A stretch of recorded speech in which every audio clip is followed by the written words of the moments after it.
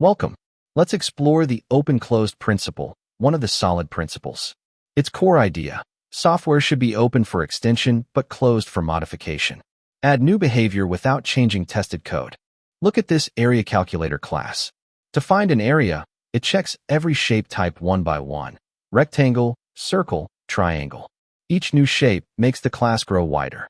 We're forced to open and edit a class that already works correctly. Here is the naive approach. The total area method checks each shape with a chain of instanceof tests, computing every formula inline. When we add a hexagon, the method must be opened and changed again. As a result, the open-close principle is violated. Each branch is hard to test alone, and AreaCalculator knows too much about every shape. Here's the solution.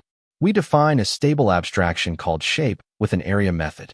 Then each shape, rectangle, circle, and triangle, implements its own area, so every class owns its calculation. The AreaCalculator depends only on shape, calling shape.area. When we add a hexagon implementing shape, the calculator stays closed and untouched, yet the system extends without changing existing code. Here's the class diagram for our open-close design. AreaCalculator depends only on the shape abstraction, not on concrete shapes. Rectangle, circle, and triangle each implement shape's area method. So adding a new shape just means writing a new class without changing existing code. Look at the difference.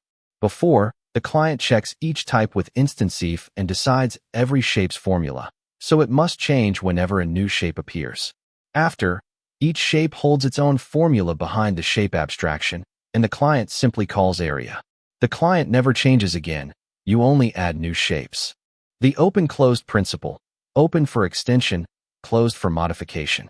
Benefits: fewer conditionals, isolated testing, safer changes, new types without touching the client. The trade-off: more classes, choosing the right abstraction early.